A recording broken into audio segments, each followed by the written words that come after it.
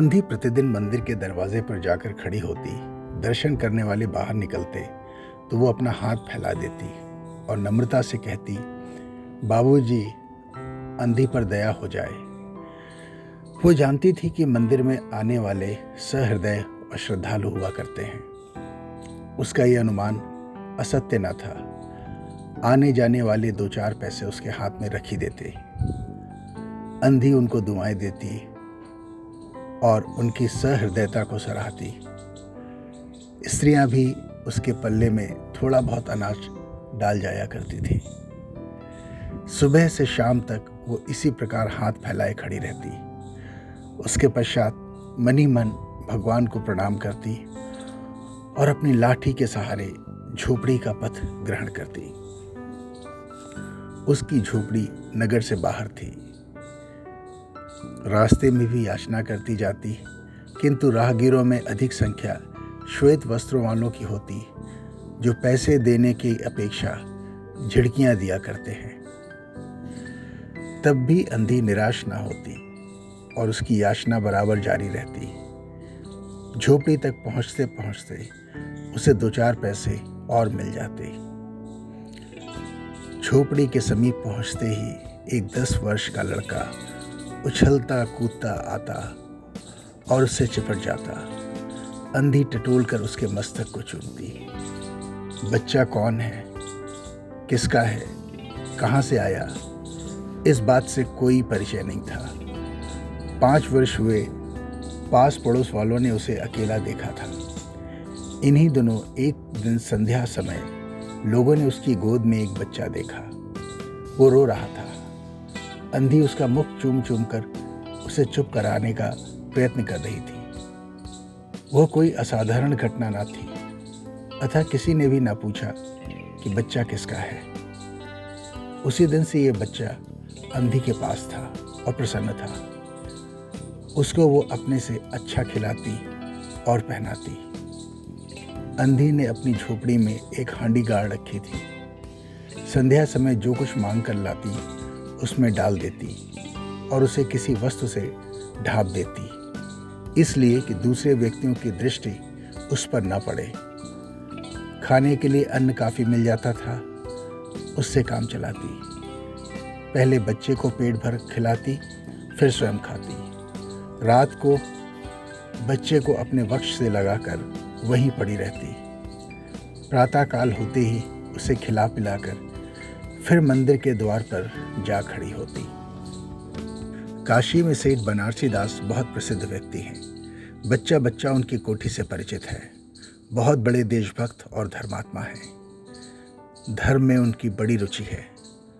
दिन के 12 बजे तक सेठ स्नान ध्यान में संलग्न रहते। कोठी पर हर समय भीड़ लगी रहती। कर्ज के इच्छुक तो आते ही थे, परंतु ऐसे व्यक्तियों का भी तांता बंधा रहता जो अपनी पूंजी सेठ जी के पास धरोहर रूप में रखने आते थे। सैकड़ों भिखारी अपनी जमा पूंजी इन्हीं सेठ जी के पास जमा कर जाते। अंधी को भी ये बात ज्ञात थी, किंतु पता नहीं अब तक वो अपनी कमाई यहाँ जमा कराने में क्यों हिचकिचाती रही। उसके पास काफ़ी रुपए हो गए थे। हांडी लगभग पूरी भर गई थी। उसको शंका थी कि कोई चुरा न ले। एक दिन संध्या समय अंधी ने वो हांडी उखाड़ी और अपने फटे हुए आंचल में छिपाकर सेठ जी की कोठी पर पहुंची। सेठ जी बही खाते के पृष्ठ उलट रहे थे। उन्होंने पूछा, क्या है बुढ़िया? अंधी ने हांडी उनके आगे सरका दी और डरते डरते कहा, सेठ जी, इसे अपने पास जमा कर लो। मैं अंधी अपाहिज कहाँ रखती फिरूंगी। सेठ जी ने हांडी की ओर देखकर कहा, इसमें क्या है? अंधी ने उत्तर दिया, भीख मांग मांग कर अपने बच्चे के लिए 2-4 पैसे संग्रह किए हैं। अपने पास रखते डरती हूँ। कृपया इन्हें आप अपनी कोठी में रख लें। सेठ जी ने मुनीम की ओर संकेत करते हुए कहा, बही में जमा कर लो। फिर बुढ़िया से पूछा, तेरा नाम क्या है? अंधी ने अपना नाम बताया। मुनीम जी ने नकदी गिनकर उसके नाम से जमा कर ली और वो सेठ जी को आशीर्वाद देती हुई अपनी झोपड़ी की राह चली गई। 2 वर्ष बहुत सुख के साथ बीते। उसके पश्चात एक दिन लड़के को ज्वर ने आ दबाया। अंधी ने दवा दारू की, झाड़ फूंक से भी काम लिया, टोने टुटके की परीक्षा की, परंतु संपूर्ण प्रयत्न व्यर्थ सिद्ध हुए। लड़के की दशा दिन प्रतिदिन बुरी होती गई। अंधी का हृदय टूट गया। साहस ने जवाब दे दिया, निराश हो गई। परंतु फिर ध्यान आया कि संभवतः डॉक्टर के इलाज से फायदा हो जाए। इस विचार के आते ही वो गिरती पड़ती सेठ जी की कोठरी पर आ पहुंची। सेठ जी उपस्थित थे। अंधी ने कहा, सेठ जी, मेरी जमा पूंजी में से 10-5 रुपए मुझे मिल जाएं तो बड़ी कृपा हो। मेरा बच्चा मर रहा है, डॉक्टर को दिखाऊंगी। सेठ जी ने कठोर स्वर में कहा, कैसी जमा पूंजी, कैसे रुपए? मेरे पास किसी के रुपए जमा नहीं है। अंधी ने रोते हुए उत्तर दिया, 2 वर्ष हुए मैं आपके पास धरोहर रख गई थी, दे दीजिए, बड़ी दया होगी। सेठ जी ने मुनीम की ओर रहस्यमय दृष्टि से देखते हुए कहा, मुनीम जी, ज़रा देखना तो, इसके नाम की कोई पूंजी जमा है क्या? तेरा नाम क्या है री? अंधी की जान में जान आई। आशा बंधी। पहला उत्तर सुनकर उसने सोचा कि सेठ बेईमान है, किंतु अब सोचने लगी कि संभवतः उसे ध्यान ना रहा होगा। ऐसा धर्मी व्यक्ति भी भला कहीं झूठ बोल सकता है। उसने अपना नाम बता दिया। उलट पुलट कर देखा, फिर कहा, नहीं तो इस नाम पर 1 पाई भी जमा नहीं है। अंधी वहीं जमी बैठी रही। उसने रो रो कर कहा, सेठ जी, परमात्मा के नाम पर, धर्म के नाम पर कुछ दे दीजिए, मेरा बच्चा जी जाएगा, मैं जीवन भर आपके गुण गाऊंगी। परंतु पत्थर में झोंक ना लगी। सेठ जी ने क्रुद्ध होकर उत्तर दिया, जाती है या नौकर को बुलाऊं? अंधी लाठी टेक कर खड़ी हो गई और सेठ जी की ओर मुंह करके बोली, अच्छा भगवान तुम्हें बहुत दे, और अपनी झोपड़ी की ओर चल दी। यह आशीष न थी, बल्कि एक दुखी का शाप था। बच्चे की दशा बिगड़ती गई। दवा दारू हुई ही नहीं, फायदा क्यों कर होता। एक दिन उसकी अवस्था चिंताजनक हो गई। प्राणों के लाले पड़ गए। उसके जीवन से अंधी भी निराश हो गई। सेठ जी पर रह रहकर उसे क्रोध आता था। इतना धनी व्यक्ति है, 2-4 रुपए दे देता तो क्या चला जाता, और फिर मैं उससे कुछ दान नहीं मांग रही थी, अपने ही रुपए मांगने गई थी। सेठ जी से घृणा हो गई। बैठे बैठे उसको कुछ ध्यान आया। उसने बच्चे को अपनी गोद में उठा लिया और ठोकरें खाती, गिरती पड़ती सेठ जी के पास पहुंची और उनके द्वार पर धरना देकर बैठ गई। बच्चे का शरीर ज्वर से भभक रहा था और अंधी का कलेजा भी। एक नौकर किसी काम से बाहर आया। अंधी को बैठा देखकर उसने सेठ जी को सूचना दी। सेठ जी ने आज्ञा दी कि उसे भगा दो। नौकर ने अंधी से चले जाने को कहा, किंतु वो उस स्थान से न हिली। मरने का भय दिखाया और वो टस से मस न हुई।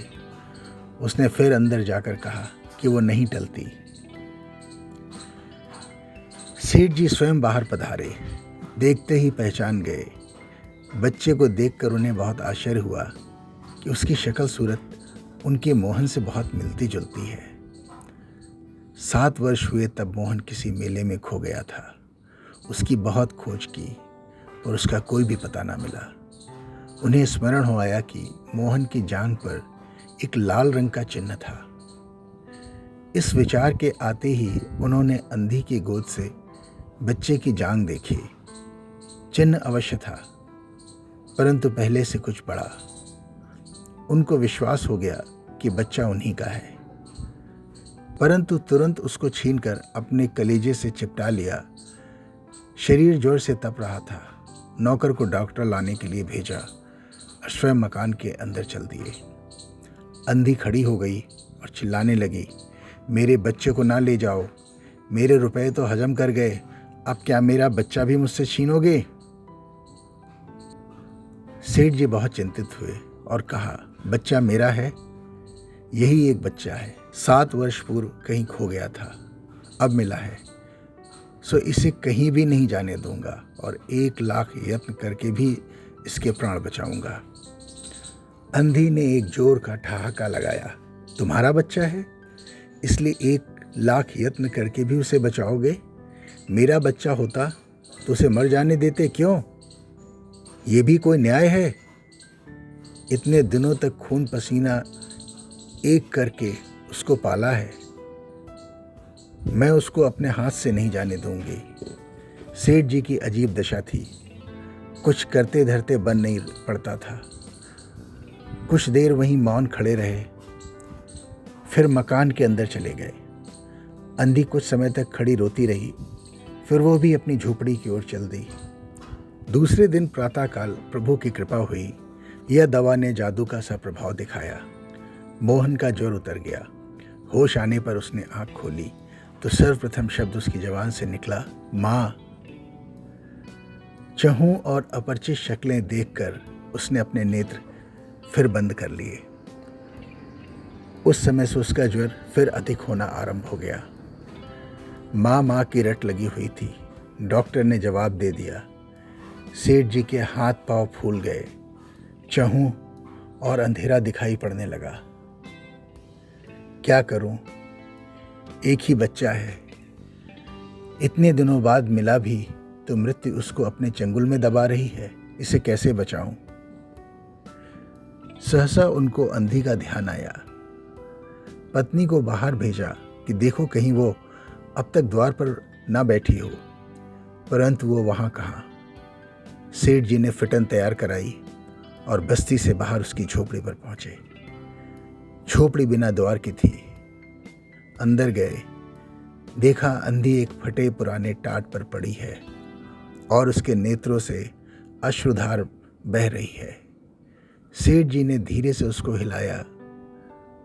उसका शरीर भी अग्नि की भांति तप रहा था। सेठ जी ने कहा, बुढ़िया, तेरा बच्चा मर रहा है। डॉक्टर निराश हो गए, रह रहकर वो तुझे पुकारता है। अब तू ही उसके प्राण बचा सकती है। चल और मेरे नहीं, अपने बच्चे की जान बचा ले। अंधी ने उत्तर दिया, मरता है तो मरने दो, मैं भी मर रही हूँ। हम दोनों स्वर्गलोक में फिर माँ बेटे की तरह मिल जाएंगे।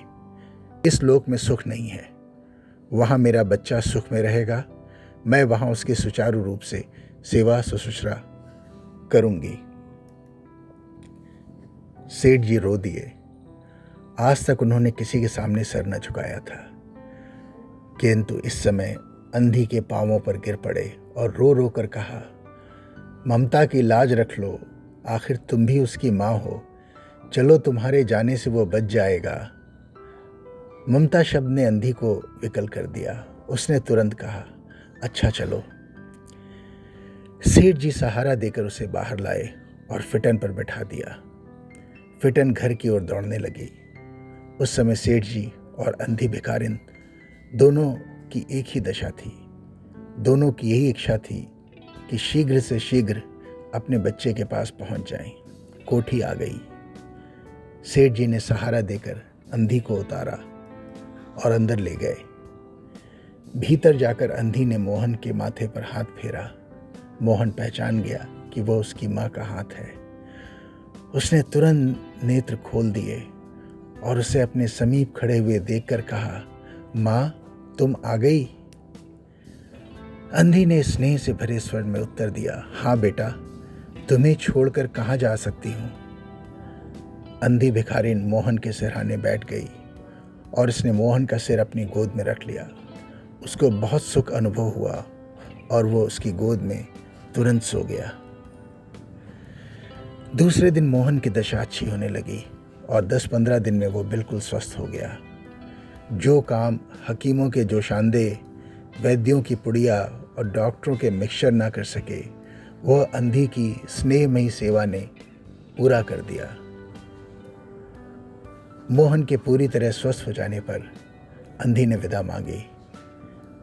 सेठ जी ने बहुत कुछ कहा सुना कि वो उन्हीं के पास रह जाए, परंतु वो सहमत ना हुई। विवश होकर विदा करना पड़ा। जब वो चलने लगी तो सेठ जी ने रुपए की एक थैली उसके हाथ में दे दी। अंधी ने मालूम किया, इसमें क्या है? सेठ जी ने कहा, इसमें तुम्हारे धरोहर है, तुम्हारे रुपए, मेरा वो अपराध। अंधी ने बात काट कर कहा, ये रुपए तो मैंने तुम्हारे मोहन के लिए संग्रह किए थे, उसी को दे देना। अंधी ने थैली वहीं छोड़ दी और लाठी टेकती हुई चल दी। बाहर निकलकर फिर उसने उस घर की ओर नेत्र उठाए। उसके नेत्रों से अश्रु बह रहे थे, किंतु वो एक भिखारिन होते हुए भी सेठ से महान थी। इस समय सेठ याचक था और वो दाता थी। भिखारिन, रविंद्रनाथ टैगोर। अगर आप ऐसी और कहानियाँ सुनना चाहते हैं तो हमारे चैनल को लाइक, शेयर और सब्सक्राइब करें। अपनी पसंद की कहानियाँ सुनने के लिए कमेंट सेक्शन में जाकर सजेस्ट करें। Thank you.